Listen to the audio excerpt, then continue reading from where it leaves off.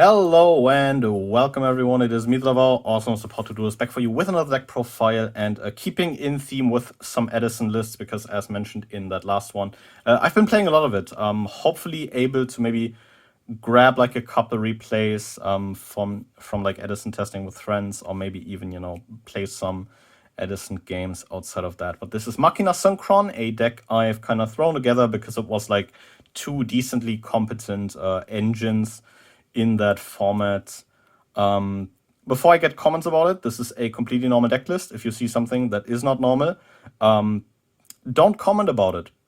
Or if you comment about it, say something like, this is a completely normal deck profile, there's nothing wrong with it. If anything, more on that later.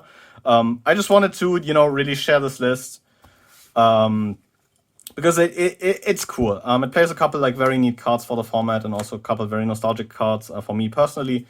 So yeah, starting off, like any Machina deck in this format, you are going to max out on Machina Fortress. Big special summonable idiot that is 2500, which beats over most common threats in the format. Is able to pop a card if destroyed by battle, rip a card of your opponent's hand if targeted by a monster effect. And of course, you can also special this back from the graveyard. So if you have like a big machine in your hand, you can just immediately put a fortress back on the board, not to mention that this, also easily puts itself on the board because you can discard it and on the machine, and then you're pretty much good to go. Incredible card, a big recurable idiot. That's, very hard to get rid of. Kind of like how Citadel is like a big, rather, annoying asshole to deal with. Fortress is kind of that for 2010. 3 Machina gear frame on normal summon. This just grabs a Machina monster. Has, the standard union effect of being able to equip itself to a monster and then, just summon itself. But you can only do one of those per turn. A very neat card, 1800 normal summon that, just fetches you stuff is, of course, very good. So you are, of course, also kind of forced to max out on that. Then we have 3 copies of Machina Force. This is kind of a new bit of Edison theory when it comes to Machina. You're playing this as like a searchable piece of gear frame to immediately have like the full tribute requirements for a fortress that could potentially be in the graveyard. Otherwise, this really, doesn't do a whole lot. It's just like, it's a Machina name and it's big. So that's why you kind of run it. In testing, I had like some consistency issues with the Machina engine, so I am playing 2 copies of Peacekeeper. If this card on the field is destroyed and sent to grave, you can add a Union monster, which handily enough, Gear Frame is a Union. So you are able to get Gear Frame, which does put you in, an easy range of the Machina engine. This is just like also a decent set to, potentially get like some value off of a turn 1.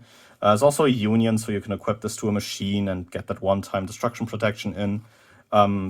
And yeah, worst case, you can just pitch it for Fortress. And, it also lines up kind of well for a couple of the Synchros you are doing here in this deck. Yeah, on to the Synchron portion of this. We are maxing out on Junk Synchron. On normal summon, this revives a level 2 or lower monster from your graveyard, but the effects are negated.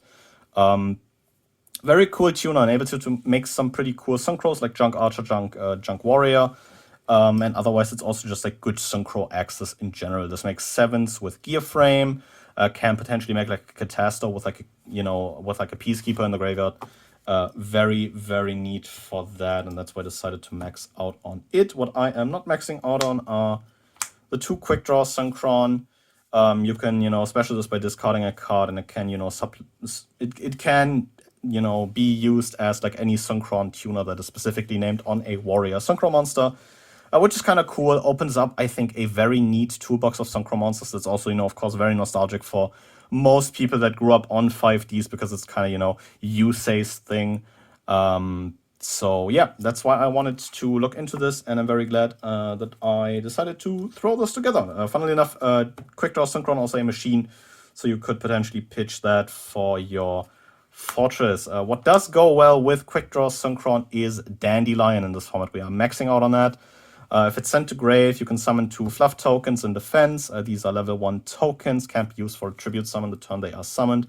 But, as you are probably aware from, the very famous Quickdraw Dandy deck, this does make for a very good discard for Quickdraw Synchron, as you can discard it for Quickdraw Synchron, get the tokens, and then either make a level 6 or level 7 Synchron Warrior Synchro, which is kind of cool. A very good card for that. Also, I'm really liking these. I think Mosaic Rares is like what these are called. These are battle pack dandelions. It does look very neat. I am a fan of that. And then, for, more, I guess, nostalgia for the 5D stands out there. Maxing out on Quillbolt Hedgehog. This is not necessarily a common card in Edison from what I've seen. But this has, some benefits. Of course, it's, once again, a very good discard for Quickdraw Synchron. As, with a Quickdraw Synchron, you can famously do the use, say, play, revive this because you control a tuner. And because it can revive itself from the graveyard if you control a tuner, but is banished if it leaves the field. Which is just kind of sick. Pitches for Quickdraw, summon it back because you control a tuner, make a 7. And in a worst case, this is still a good Fortress discard, which gets you a monster into the graveyard, which you can use for some fairly cool further plays, reviving this off of Junk Synchron or, off its own effect if you control a Quickdraw. Just gives you very good Synchro access, which is what I do really like about this deck. And on the topic of more, 5Ds flashbacks, I am running 2 copies of Tuningware. Once again, added benefit that this is a machine. So you can discard it for Fortress. It doesn't do, too horribly in the graveyard. If you use this for a Synchro, it can either be treated as a level 1 or a 2, which is kind of nice. And if it's used for a Synchro, you can draw a card. Gives you some additional advantage, allows you to kind of recoup some of the losses you get into while, you're making those Synchro plays. For some, couple good one-off monsters, I'm running a Card Trooper. Also, Machine sets up the graveyard very nice. It's a normal summon that is 1900 because this can mill up to 3 cards from the top of your deck. Gains 500 for each until the end of the turn. Makes it just like a decent normal summon, and if it's destroyed, it draws you a card, which is very nice. And, the only Gauss, the Emissary of Darkness. A really great card, just a staple that can keep you alive in a lot of situations, and it's just a big idiot your opponent will have to contend with. Playing a 1-for-1 for some added consistency, this gets you to Tuningware, and, discarding in this deck isn't too bad, so I felt like, we could run it. Foolish Barrier, this deck does play very well with the graveyard, so that goes great with this. A Brain Control, incredible card in this format. Holy crap, is this crazy. And a Heavy Storm and a Mystical Space Typhoon for some back row removal. That's it for the limited one-off spells. For the rest of the spell lineup, not a whole lot else to talk about except 2 Pot of Avarice. I do like this. For the added recursion, the Machina engine does grind very well, and with this you just get like a bit more gas out of it in terms of, long grind games. So that's very nice. I sadly can't recycle Quillbolt Hedgehog, maybe, for that different burial from a different dimension is maybe a consideration.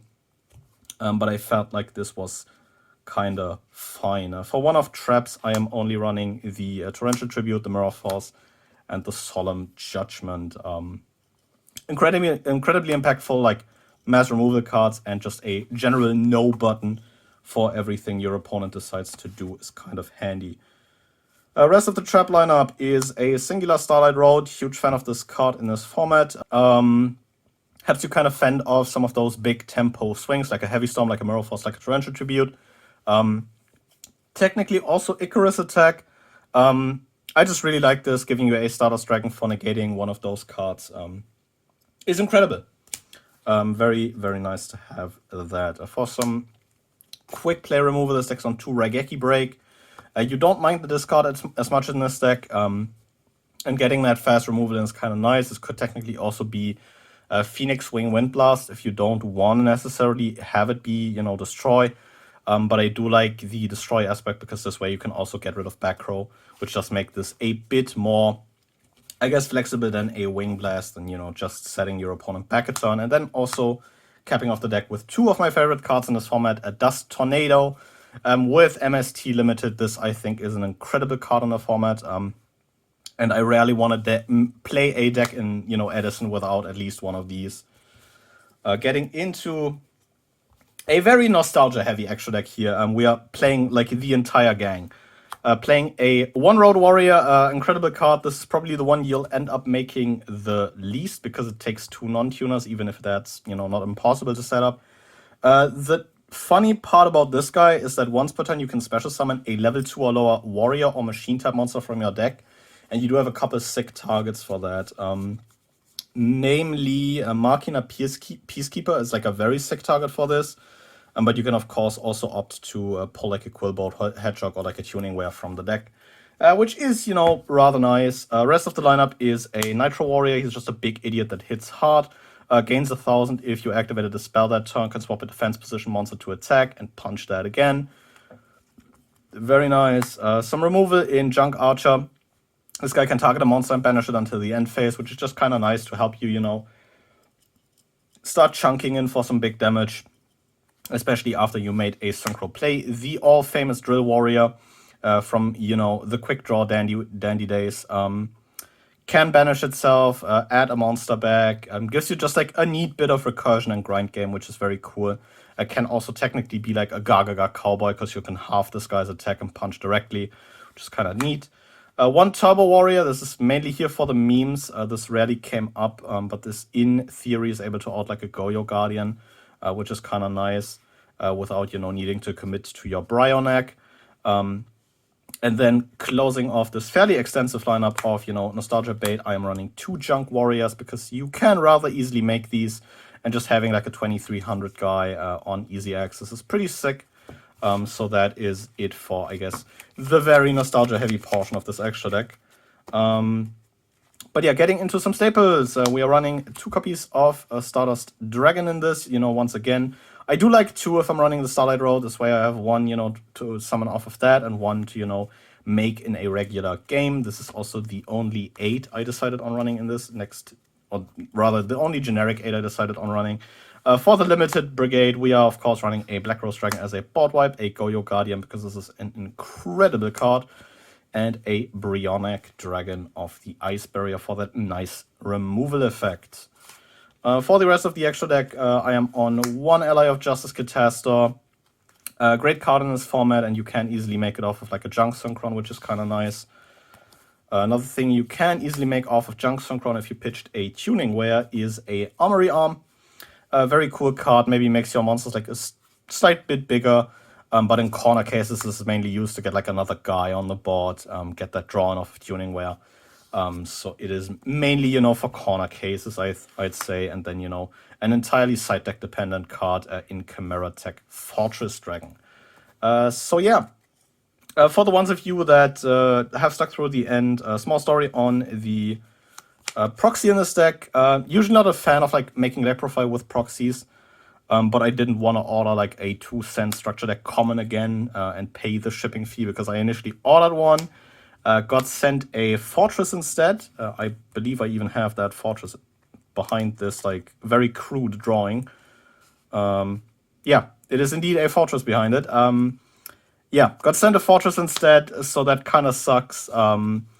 But yeah, ideally you are playing like 3 Machina Force, and I didn't want to replace it. And also didn't want to spend like the extra shipping on like a 2-cent card essentially. I'll pick it up when I have the time. So I hope that, didn't disturb any one of you too much. In any case, thanks for understanding if you do. And with all that out of the way, let me know your thoughts on this down below. I don't think this is like a crazy 5-head tech decision for the format. But I think it's a neat and incredibly fun deck with some cool synergies. That does get to play a lot of very nostalgic cards, which is, of course, very, very sick.